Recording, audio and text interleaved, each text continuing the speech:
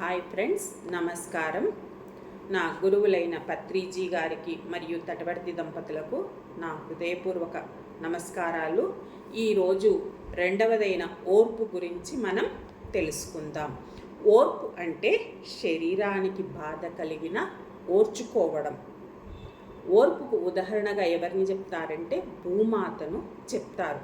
మామూలుగా మనం వింటాం, ఎవరైనా బాగా ఓర్చుకుంటే ఏమంటారు, అమ్మ నీకు భూమాతకున్నంత ఓర్పు ఉంది అని అందరం వింటూ ఉంటాం ఈ మాటను. ప్రాపంచికంగా ఈ మాట చాలామంది వాడుతూ ఉంటారన్నమాట. సాధనకు సహనం ఎంత అవసరమో ఓర్పు కూడా అంతే అవసరము. ఎంత ఓర్చుకుంటామో అంత నేర్చుకుంటాము. ఓర్చుకున్నవాడే నేర్చుకోగలుగుతాడనమాట.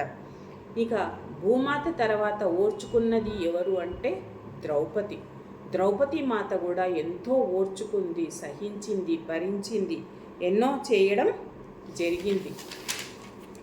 ఇక సాధన చేసేవారు ఏంటి అంటే మొట్టమొదట తెలుసుకోవలసిన విషయం కర్మ సిద్ధాంతం. ఏది అంటే కర్మ సిద్ధాంతం తెలుసుకున్నప్పుడే మనం ఓర్చుకోవడం తెలుస్తుంది. ఏంటి అంటే మనం ఏ విత్తుతామో ఆ పంటే కోసుకుంటాము, అంతే కదా. మనం వేప చెట్టు పెట్టి మామిడి పళ్ళు కావాలంటే వస్తాయా? రావు కదా. అలాగే మనం ఏ జన్మల్లో ఏ కర్మలు చేశామో అవిటినే ఈ జన్మలో పొందుతామన్నమాట. అందుకని ఈ కర్మ సిద్ధాంతం తెలుసుకున్నప్పుడు మనం సాధన బాగా చేయగలుగుతాము. మనం ధ్యానం చేసేటప్పుడు కూడా మన శరీరం కూర్చోవడానికి సహకరించదు, కూర్చోలేకపోతాం. ఎందుకంటే మన కర్మఫలాలన్నీ మన వెంటే ఉంటాయి కాబట్టి. అలాంటప్పుడు మనం ఏమనుకోవాలంటే నేను భగవంతుణ్ణి తెలుసుకునే మార్గంలో ఉన్నాను కాబట్టి నేను ఓర్చుకొని కూర్చోవాలి. కూర్చున్నప్పుడే నేను తెలుసుకోగలను ఆ భగవంతుణ్ణి అని మనం ఓర్చుకొని కూర్చోవాలి. మొదట ఇబ్బందిగా ఉంటుంది, రోజు చెయ్యగా మనకి అది అలవాటవుతుంది. అలా చేస్తూ ఉంటే మనము గంటల తరబడి కూర్చోగలుగుతామన్నమాట ధ్యాన సాధనలో.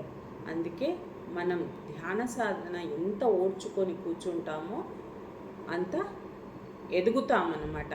ఈ ఓర్పు గురించి మలయాళ స్వాముల వారు మనకు ఒక కథ చెప్పడం జరిగింది. ఏంటి అంటే ఒక ఇనుపకడ్డీ ఉంది అనుకోండి. ఆ ఇనుపకడ్డీ మామూలుగా ఎంత ఉంటుంది? ఒక 10 రూపాయలు 15 రూపాయలు ఉంటుంది. కానీ దానిని ఒక గుర్రపు నాడగా మారిస్తే ఒక 50 రూపాయల విలువ చేస్తుంది.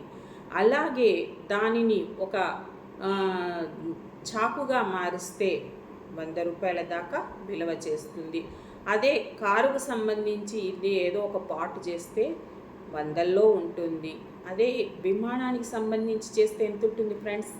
1000ల్లో ఉంటుంది. అంటే అది ఎంత ఓర్చుకుంటుందో, అంటే ఒక్కొక్కటి తయారు కావాలంటే ఎన్నో దెబ్బలు తినాల్సి ఉంటుంది కదా. అలా ఎంత ఓర్చుకుంటుందో దాని విలువ అంత పెరుగుతుంది. మనం కూడా ఎంతగా ఓర్చుకుంటే మనం కూడా అంత ఎదుగుతాం ఫ్రెండ్స్. అందుకే ఓర్పు చాలా అవసరం మనకి. ఓర్చుకున్నవాడే నేర్చుకుంటాడు. Okay friends, thank you.